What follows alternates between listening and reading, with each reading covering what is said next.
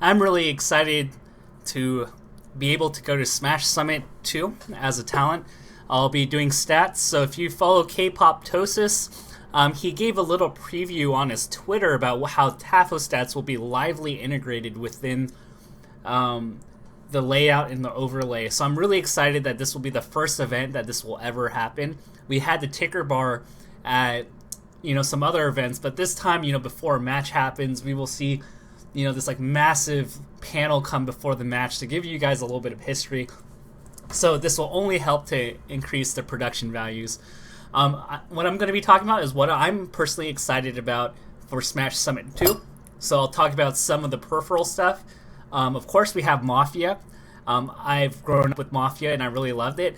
Last time, not too many people were familiar with the game, so there were a lot of shenanigans, but I think most of the people have an idea of how to play Mafia. So this time around, I'm a lot more excited to see the dynamics, to see the Salt rise up again.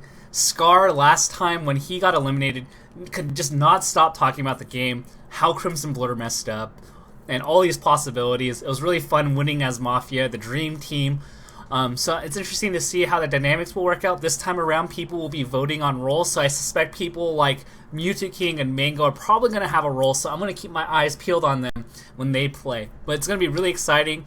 I want to see Armada do well. Like, he's like really good at like pinpointing who's who.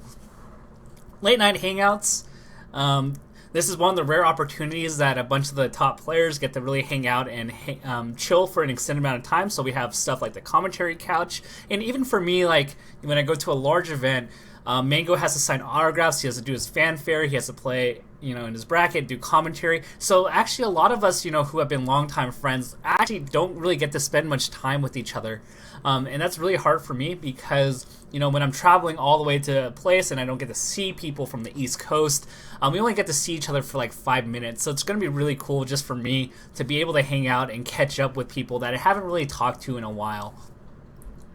Now let's go to the events. And there's going to be some other exhibitions. I think they're still experimenting with what they want to do.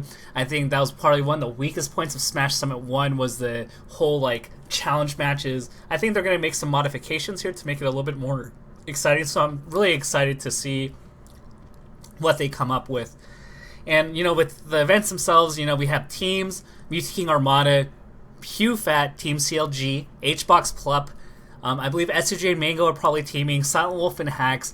This is like an all-star lineup of teams. Unfortunately, we don't have Leffen or PPMD here. PPU and SFAT, went on a rampage last time, and they won the event. But it's been kind of rare to see, at least 3 teams that are top tier play in the same event, and it's very likely they will play each other. And I really love teams. I love the synergy that's between these teams. Mutiki and Armada have been longtime teammates. PPU and SFAT have been longtime teammates.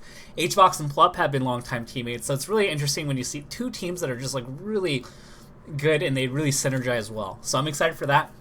I'm also excited for the fact that we have a 16-man event.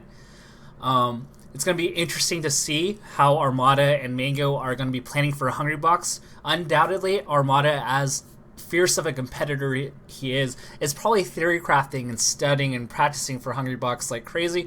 And, Armada and Hungry Box have this arms race where Armada does something new, whether it's picking a new character or discovering something new about Fox to, get the leg up on Hungry Box, and Hungry Box beats it and discovers his own bag of tricks. Now, with Hungry Box defeating Armada last time at Battle of the Five Gods, now it's Armada's turn to bring out something new to the matchup in the head-to-head that they have with each other. It's going to be interesting to see how Mango does against Hungry Box if they play each other. And also, the Smash Summit is actually a really favorable event for King because King needs a lot of tourney practice to get really warmed up. He doesn't have the distractions of Smash 4 at this event, and so I'm really favorable on him doing well. I think he could easily, get top 4, maybe even top 3 with a favorable bracket. Maybe, he loses to Hungry Box or Armada and winners, and then beats Mango and maybe a Plup or something to get to top 3. That's very much well in play here. And King is very comfortable, in the Smash Summit environment. So I looked for him to, do pretty well. But we have a bunch of hungry players. You can see them streaming. They're practicing. Shroomed, SFAT, PPU, Plup, well, Plup's a little bit burnt out, but all these players are, really training hard. They want to make a name for themselves, and it's going to be interesting to see what product comes out of this. And so I expect a lot of high-level play, and I'm also really interested to see the aftermath of this event. We saw Alex19 improve tremendously after this event. Swedish Delight as well said that he learned a lot from this experience. Kage, and so this time, a lot of the microscopes are on Esam, who garnered a lot of hate with the campaign, but he really said hey, I want to use this as an opportunity to improve. So this is his opportunity to say I'm going to take this boot camp, really pour my all, and it's going to be interesting to see how these players that got voted in will fare, the next few months and into the summer up ahead. So I'm really looking forward to a really exciting time. K-Pop's a really amazing guy. The Beyond the Summit staff are amazing, and so I'm really excited for this event. It's going to be next week, starting on Thursday, I believe. So stay tuned. I think it's on the Beyond the Summit page or Twitch. I'm looking forward to it, and I hope you guys are too.